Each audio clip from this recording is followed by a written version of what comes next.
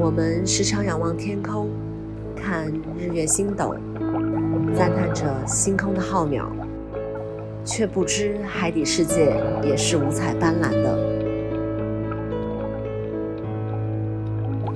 是珊瑚描绘出了海的颜色。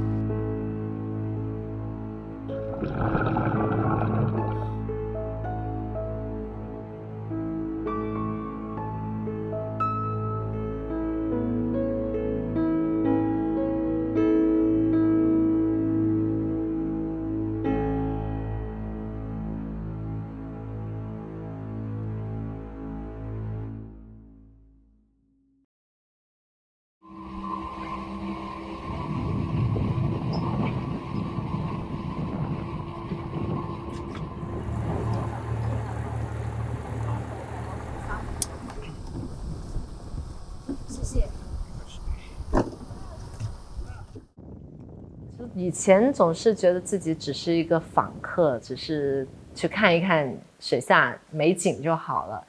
当我真正去投入海洋工艺的时候，你会发现我是被珊瑚的这个物种所吸引，成为了好像我需要去做些什么去保护它们。在过去的30年中，珊瑚遭受破坏，我们已经失去了近50%的珊瑚。深圳海域不太乐观的生态环境，也不过是全球珊瑚消失的一个缩影。珊瑚，它是一种很可怜的生物，它不会像小猫小狗一样卖萌来讨人喜欢，它在海底一直在默默地承受着我们人类带来的生存的压力。珊瑚它不会发声，所以我们要替它发声。海洋垃圾我见过一个印象最深刻的，我是一件非常廉价的女士游泳衣。那我看见这件游泳衣的时候呢，它就正好是覆盖在一块冰珊瑚上面。我把这件游泳衣拿起来的时候，那个下面那块冰珊瑚已经白化，变成白色的了。所以你只要花20块钱就能把它一个长了5、6年的东西完全毁掉。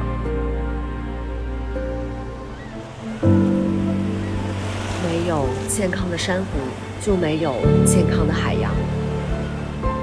在地球上有这么一群人，没有放弃对珊瑚的保护，他们用自己特有的方式去救助这片海底的热带雨林。2019年，我们开始了珊瑚影像计划，去记录这一群人，去记录珊瑚。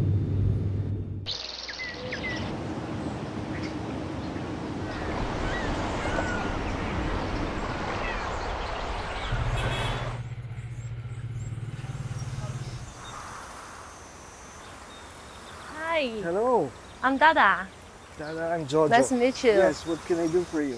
I am from Shenzhen Coral Conservation NGO. Our name called Die for Love. This is San Kalikasan. This is our home base. I see. San Kalikasan is also involved in corals. But what can I do for you? Well, actually, I come in here. I would be very grateful if I can learn something about the coral conservation from you, because it's been quite fascinated that I learn about you. You've been planning 100,000 of coral for all this year, but you know what we're doing here? A couple of years, we only plan like thousands. I think there's a lot more that we can learn. If I can be lucky enough, maybe tell me something. Of course, okay? Of course. We'll be very happy to help anyone who's interested in coral conservation and coral reef restoration. And we'll be very happy to just transfer any knowledge we have to any other group. That would be fantastic. Why it was named San Kalikasan. San Kalikasan means to be one with nature, to be one with the sea. We were a group of divers, and it was really, we were starting to lose the coral reefs, we were starting to lose the fish. We were also losing fish biomass. If you see the entire coral reef as it was before, 10 years, 15 years ago, completely different from what it is now. It was this desire to try to bring back what we were losing, or even to save what we have left. This was given to me by my parents when I was 5 years old, and it has actually inspired me. It's called The Living World of Animals. And this book really changed everything, the way I would view things. Now, I'd like to show you a foreword. The foreword, this book was, there was a foreword written by the Prince of Wales. And this is what he said, which really touched me. No amount of human ingenuity can resurrect an extinct species, but it can defend one from extinction if enough forethought and determination are employed in its defense. So it made me realize we're destroying everything, and there's no way we can bring it back. We lose a certain species of animal. It's almost impossible for us to bring it back. Or it is just, we've never done it. It's just impossible. 他去翻看那本书，他引用出的一些书当中的一些语录，然后来带出说他的曾经的一个梦是如此被就是慢慢从一个种子养成现在所做的这件事情，我特别受感染。We will die from old age, but your generation will die from climate change and everything else. So each time, what comes into my mind is whenever we save one piece of coral, what comes into mind is I'm saving one child in the future for each time we save one coral. So if we can save thousands of coral, that means we're saving thousands of children for the future. It doesn't matter whether it's from this country or that country, but it's a child. It's a child, and we look at them as I count them as that. No? So the more corals we're able to save, the more corals we're able to regenerate. To me, the more children we'll be able to save for the future. That's how I feel about it.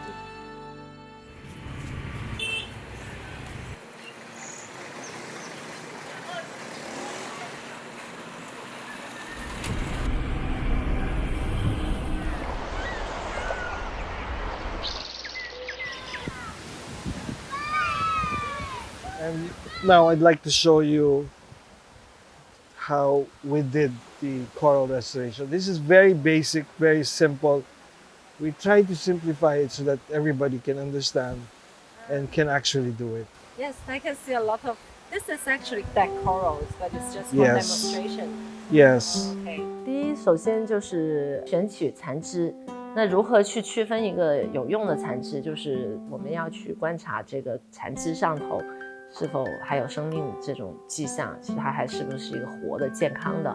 那保持它的尺寸的大小不能超过3英寸。那他们是通过我们收集捡回来的一些珊瑚，然后重新去把它绑在一个苗圃架上面。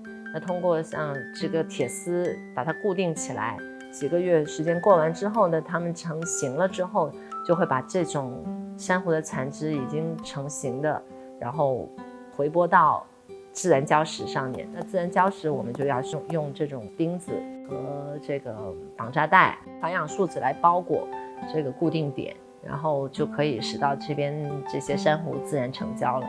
就在我们交流过程当中，觉得其实在菲律宾这种我们原以为并不那么发达的这些地方，反而有一些更加简易和便捷的一些工具和物料，可以使到做珊瑚回波这件事情显得更加的容易。We assess the area, we select a site where we're supposed to do coral restoration, and then we do training. We dive license the people, and then we coral train license the people. When you get underwater, it's completely different. So we try to train them on land before bringing them down to the sea, so that they have a sufficient knowledge of and muscle memory on how to do things underwater. It was very difficult, especially at the start, wherein we all had to learn together as a group and practice the technology. It takes practice, it takes skill, and it takes research and monitoring and data. That's what we would do continuously every day, diving twice a day for the next 6 months. And we were a group of divers. There were 15 of us. And throughout the years, we've maintained more or less around 10 within the group as core members of the group. San Kalikasan is composed mainly of different people from different walks of life. We have 4 marine biologists with us, We have dive masters, we have dive instructors, we have policemen, we have army personnel within our group, we have fishermen, and we have just basically ordinary folk who are very interested in helping and trying to protect the sea and trying to do something to help improve the marine ecosystem.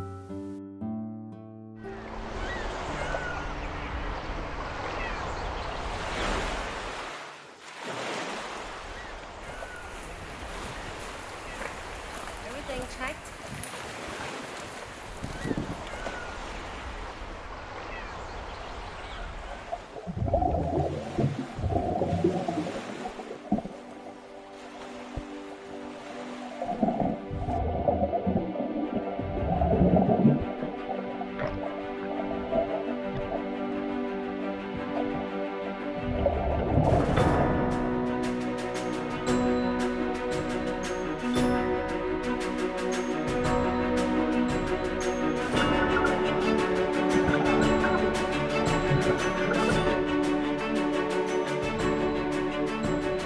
我的脑海当中想象到的这种保护珊瑚的区域是另外一个模样，因为也在世界各地其他地方潜过水。当我去到JoJo这个水下花园的时候，背后是一片分着不同颜色、不同的珊瑚，有一个不同的桌子，有不同的颜色、不同的种类品种，像是水下的花园。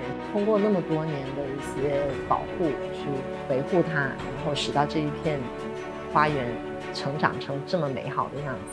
What I told them is that you have the power now, but you also have the responsibility to do it. So you have to have the dedication to continue the work which we started. You only have 2 hours in the water, and you're risking everything when you go down there. As a person, as a human being, you're practically committing your life to the sea when you do that.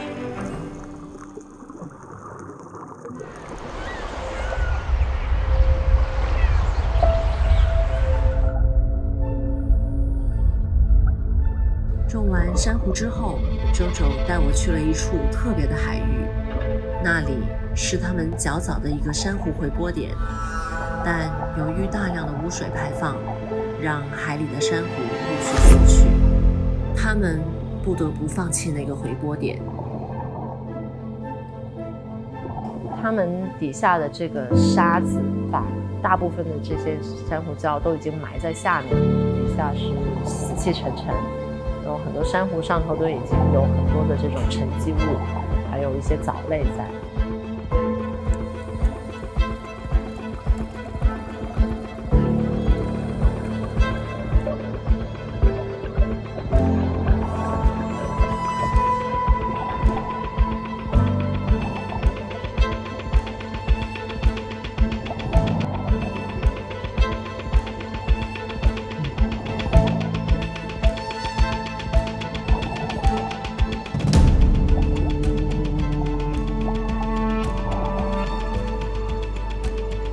We have no more time.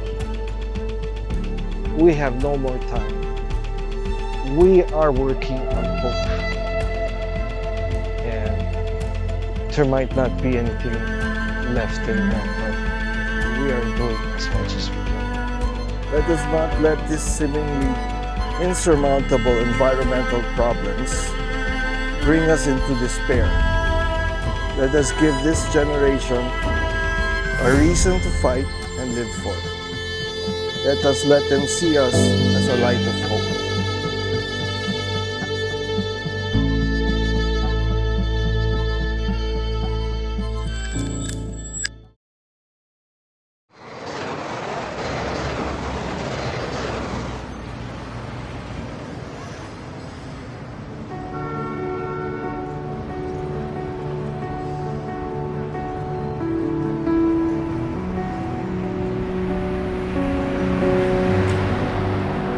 David, hi.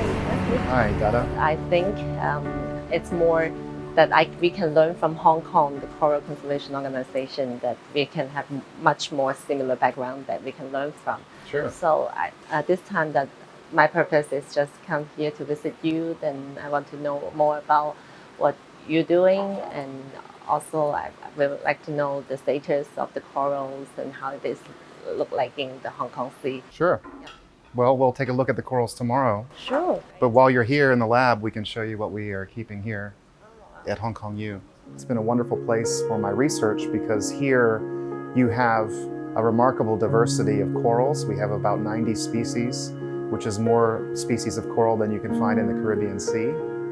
And that diversity survives here despite the fact that Hong Kong has gone through more than 2 centuries of human development. Everything that we know that can kill coral, such as destructive fishing, pollution, ocean warming, acidification, mining of live corals, everything that you can imagine, we have done to corals in Hong Kong, and yet they still survive. So this is the second most extreme environment in the world, second to the Persian Gulf, for having extreme temperature range. So we call supercorals when these corals are surviving in extreme habitats. So that, in me, raises the question, what is it that makes these corals so durable, so tough, and how can they survive under such severe conditions? So would you like to help me give them some lunch? Of course. All right. So we have some food here, and I'll ask you to do this for So me. this is the food for the corals. This is They coral eat food. them. That's right. Oh, wow. And a lot of corals that we have in Hong Kong, they actually eat a lot of food. Unlike the Philippines, many species that live there are just getting their energy from the sun. But in Hong Kong, the sun doesn't penetrate the water very easily because it's The polluted. visibility- Yeah, the visibility is very poor. low, yeah. So many of the species that we have, they like to have some extra food in their diet because they can't use the sun so much. That's So- something new for me. Yeah, it's Yeah. interesting. So you can take 1 scoop of that and put it in here, and then we'll Okay. prepare the food for them. So I get 1 spoon. Yeah, just 1 scoop. This, Yep, and- all right. perfect. Okay, and then we'll put a little bit of water in here. So we'll take the food, and you'll just gently squirt it Wow. over the corals. Well, if you look really closely, and actually I'll show you with this one, the corals have tentacles, just like a jellyfish. By just fragmenting them, by breaking pieces off and gluing them to a new surface. Because corals are colonial animals, and this is how coral restoration works. Because you can break the corals apart, and as long as the water quality is good and you take good care of them, they will grow and form new big corals. So they keep column themselves. They keep, each polyp will split, and then those 2 will split, and then those 2 will yeah. split. So it's kind of an exponential growth. It's a little bit like the succulent plant. That's right. So I heard about that there's one corals that is threatened in Hong Kong. That's right. Which is do we have to see here? Unfortunately, we don't have any samples of that here. What is the name of the coral? It's called Platygyra, and Platygyra. Platygyra is really good at getting rid of them and keeping itself clean. So it does well in urbanized areas like Hong Kong. But unfortunately, we lost a lot of those Platygyra in 2015. The pattern of the coral mortality was very unusual. So you would have these very large colonies of living corals, but there would only be certain parts of the coral that were still alive, with the rest of it dead, in these strange patterns. So it was unlike bleaching, it was unlike any coral disease that anyone had reported before. And these things were pointing us to a direction that maybe there was something in the water that the corals were eating that led to their mortality. And interestingly, around the same time, there was a red tide, a harmful algal bloom in that area. And the type of algae that was in the water at very high densities is a species that's not known to be toxic to fish, but if it was consumed by something, it could make them quite sick. And we think that that was the reason for the extensive mortality, that maybe these corals were eating this algae and then it poisoned them when it was ingested and then caused the coral to die.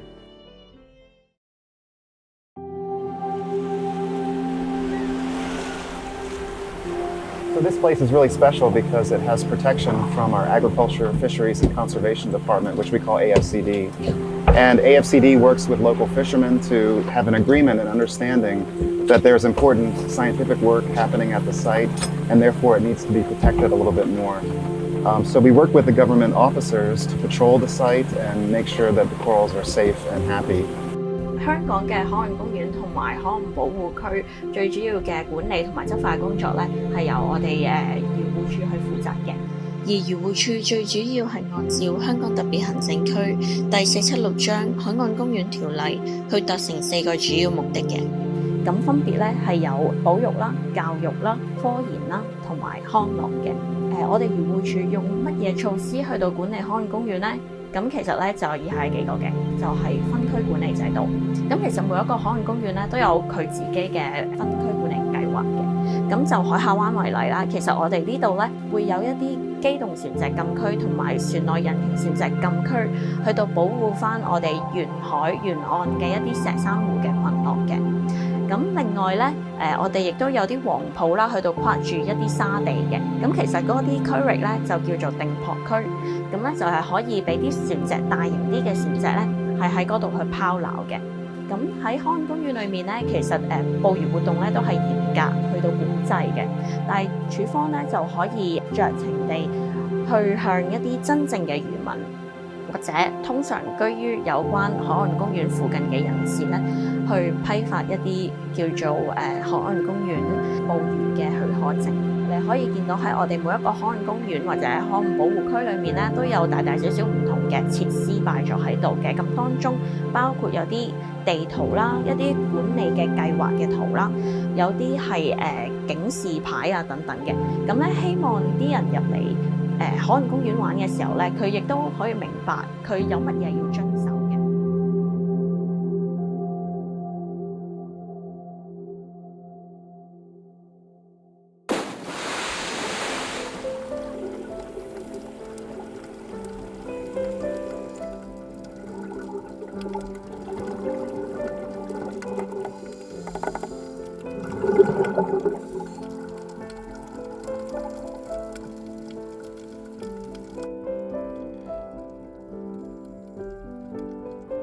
We chisel the living tissues away from the corals that we're trying to rescue. And then after they heal a bit on the nurseries, we then transplant them to a suitable site. So we're looking for rocks or maybe an old coral skeleton that is strong. And then we can attach the living tissues back to that surface. I saw you did that. It's great. And what do you think it can be so different and that makes such good progress for all of this? Well, we're taking advantage of corals' natural biology. So when corals are small, they tend to grow very quickly. And also, since we're using pieces of the same coral, when they connect together, they refuse. So it's just like if we were helping a burn victim at a hospital, we often take pieces of their healthy skin from other parts of their body to graft onto their damaged skin to heal it. And the corals can function in the same way. We can stitch them together and they will grow together and then form a new solid surface on top of that rock. Impressive to see them like this. Yeah, it's really cool. And we're really just helping them do what they do best.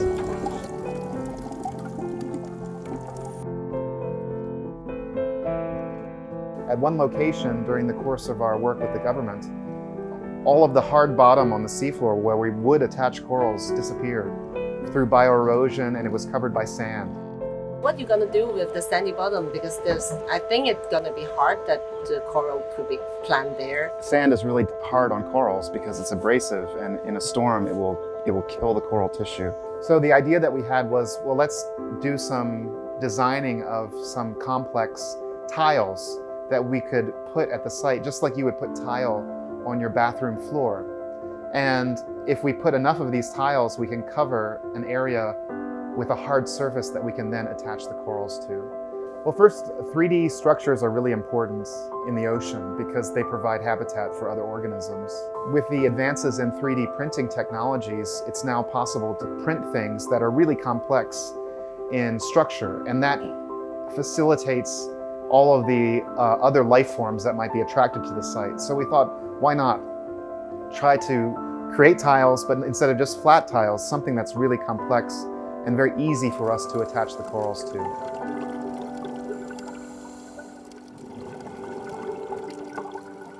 You know, there's a saying in English that the canary in the coal mine, and that's a historical reference to when coal mining was a big industry in the US. And so miners would take a canary, a bird, a small bird in a cage, down into the mine shaft, because the bird would actually die first if there was low oxygen in the mine. And then the miners would know that they need to escape, otherwise they might die. So we often talk about coral reefs and we say they are the canary in the coal mine. What it means is that they are sensitive to environmental change and that we should be watching them very closely, because if coral reefs are starting to die, we've already seen most of the Great Barrier Reef coming under severe threat from climate change, with some parts losing 60% or more of their living corals. So these are catastrophic incidents, and we're not gaining corals at the same rate, right? So it's a net loss of coral reefs. What does that mean for humanity? Well, in the short term, a lot of people are going to lose their source of food. And as I mentioned before, perhaps 300 million people on the planet are relying on coral reefs for their daily meal or for a daily sustenance, especially for protein from free fish. So again, coral reefs are just the canary in the coal mine. And soon we're going to stop worrying about corals because we're going to be worried mostly about our own survival. And I think that's quite frightening. But at the same time, I'm always very optimistic and hopeful. And I think that humanity tends to have a way of engineering ourselves out of big problems through science and technology. And as long as we can maintain a society that values research and development, scientific inquiry, we invest money into science instead of war, then all of those types of things might help us to overcome some of these major challenges. But it's going to take large-scale coordinated efforts. So I hope that by the end of my career, I can say that I left them behind something that was better than what I found. And I think if everyone on Earth had that same mentality, then we could create a better place.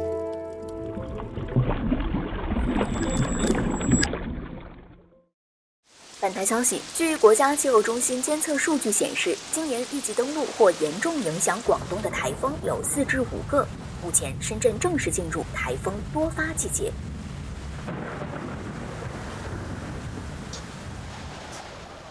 现在看着好像海的情况不太好，浪很高，我挺担心的。咱们的苗圃在这里会不会受到这次台风的破坏？在深圳大鹏这座新型小岛附近的海底，有深圳目前发现的最大的10字牡丹群落。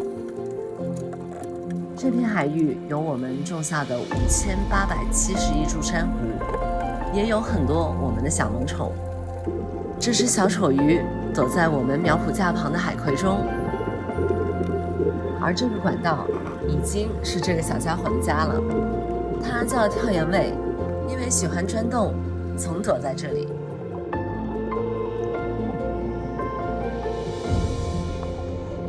还有小白，它是一株盔形珊瑚，我们花1年时间让它从白化恢复到了健康，现在在这里自由生长。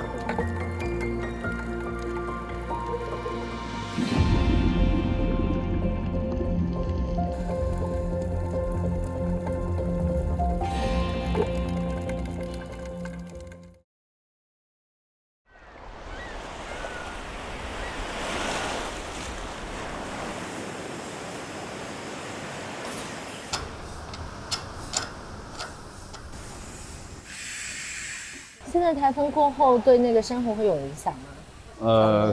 肯定会有影响的。而且我们前面几年，最开始的几次苗圃的方案就是受到台风的影响，非常厉害。主要是这阵子深圳也是一个台风地带，所以我们也需要去找一些合适的方法去对应这种恶劣天气。对的，对的。所以每次台风之后，我们基本上都会出去看一下。好吧。好，那我们一起去吧。下水。OK。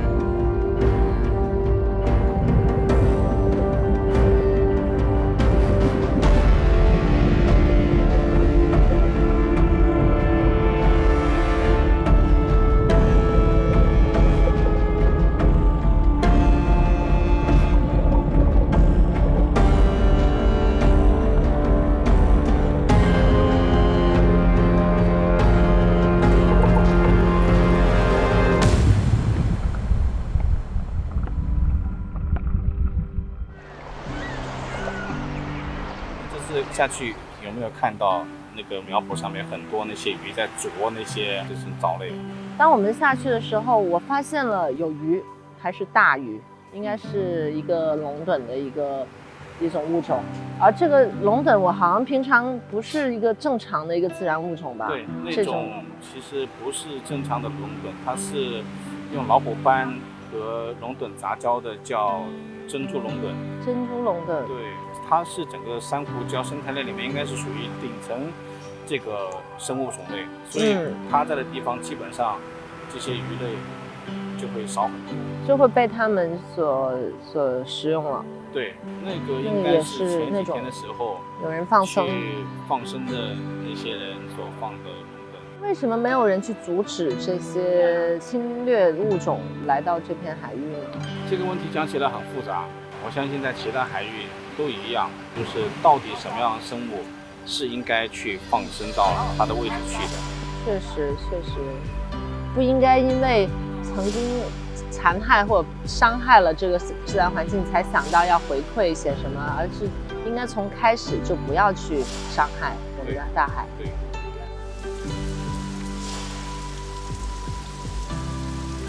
渔船开走了，渔网却被留了下来。台风刚走，新物种又被放了进来。我们深圳珊瑚保育之路一直困难重重，因为我们海底珊瑚面临的种种状况。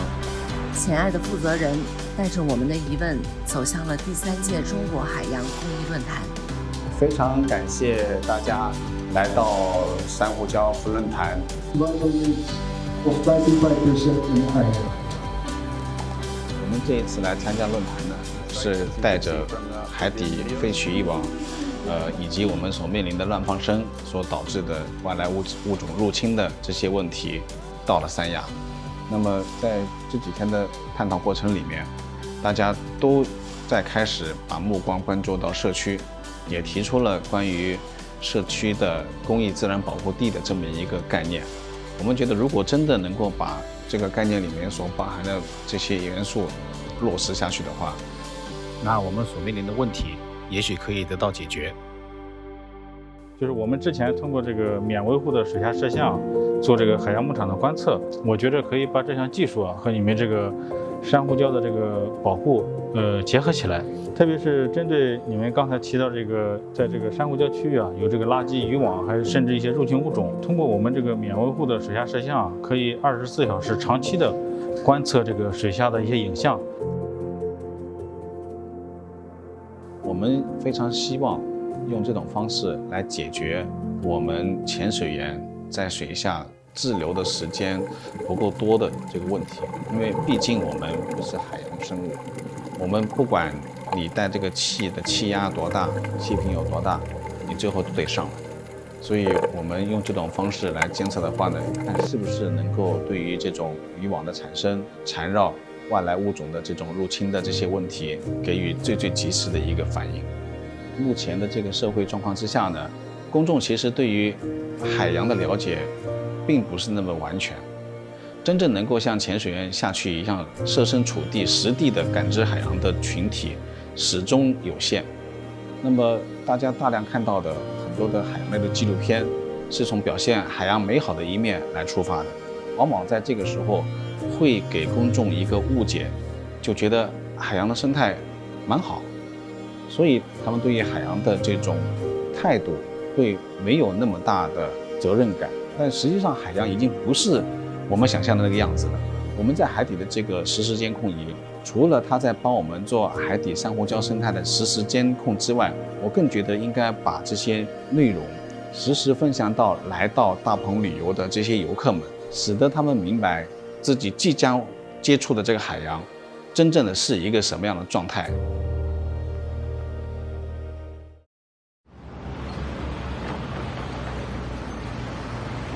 接下来呢，就有请前爱的代表上台来发布他们为这次论坛特意准备的一些成果。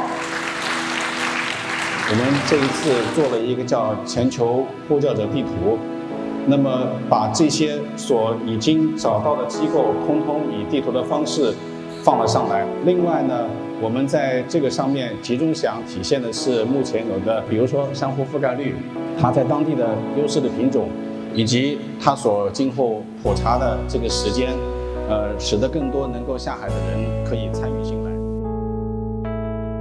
经过这次探访，我们发现，在全球海底，珊瑚都面临着不同的困境，而这些困境大都来源于我们人类带给海洋的后遗症。